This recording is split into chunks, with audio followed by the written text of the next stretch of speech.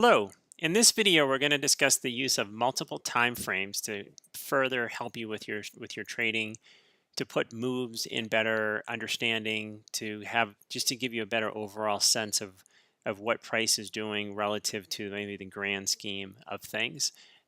It's really important if you're an intraday trader and you trade 1 minute charts to still maybe look at a 5 minute chart, or if you trade 2 hour charts to still look at a 4 hour chart, something like that. For most of us that trade longer term, we have daily charts up, and daily charts obviously can tell us a lot, but you still need to have some perspective. So here's an example. We're in the middle of a pretty decent sell-off. It's been going on for I guess pushing about 2 months or maybe a little bit longer. So what we first had here was just kind of a period of consolidation. Price just kind of go up and down, up and down. And then over here, you can see we kind of tested this prior low. So initially, somebody that day, I'm sure a lot of traders were saying, this is great, this is a double bottom, had a huge reversal, this is excellent.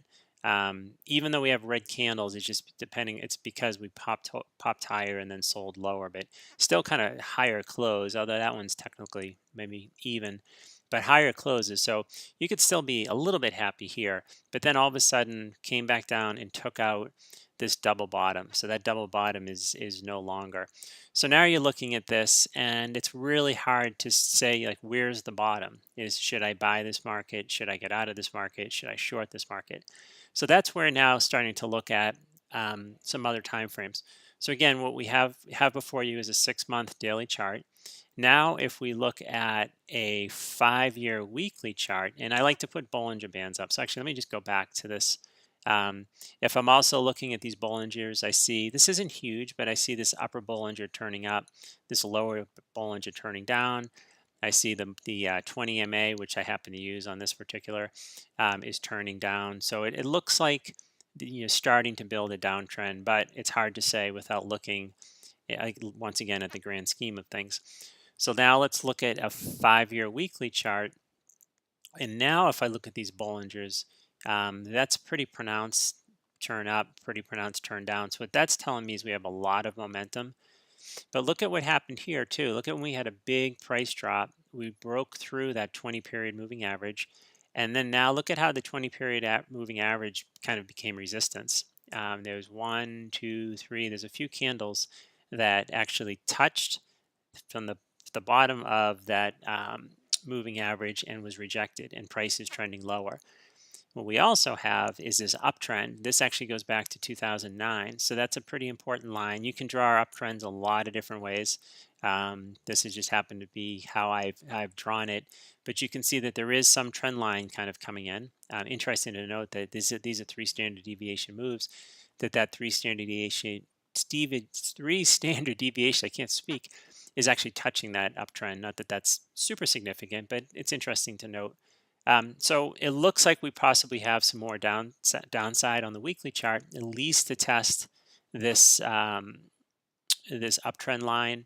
There are some instances where the 3 standard deviation was pierced, but that was also followed kind of a sharp reversal. So it looks like we have more downside, but now let's take one bigger look. Now let's look at a monthly chart.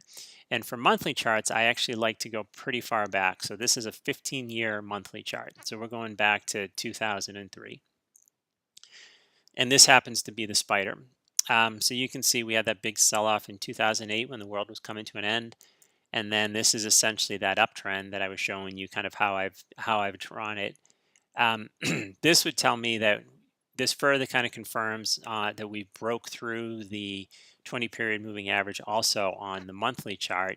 Support didn't hold. It held in these 2 prior candles. So this is December that failed, and then November held, October held, but it failed. So it looks like at a minimum that downtrend line, or uptrend, excuse me, is going to be tested. But it's also very feasible that this lower Bollinger is going to be tested. But here's something to also keep in mind. There's actually a couple things. This momentum, even though this is moving down, momentum's on the monthly chart's not that significant because we haven't turned up yet. So this upper Bollinger still kind of turned down a little bit. And if you're not sure what I'm talking about, check out our Bollinger Band videos. I talk about that stuff. Um, but it does look like we have some more downside. But you also have to think now on a monthly chart, what's going to happen in January? That candle is not formed yet. What's going to happen with these Bollinger Bands? So there's a good chance this Bollinger is going to trend a little bit higher. So what may look like a really nasty move lower if we touch the lower Bollinger for this month may not be as bad come next month because that Bollinger is going to trend higher.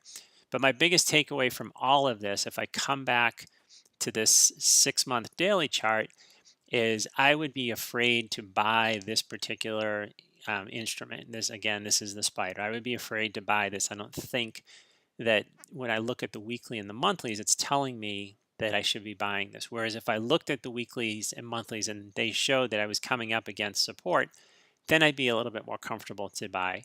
So once again, it's really important to look at multiple time frames. Don't overwhelm yourself and have so many things that you study that you can't make a decision. But at the same token, keep everything in perspective, and using multiple time frames can be a powerful, powerful tool. So with that, I wish you happy trading and I thank you for listening.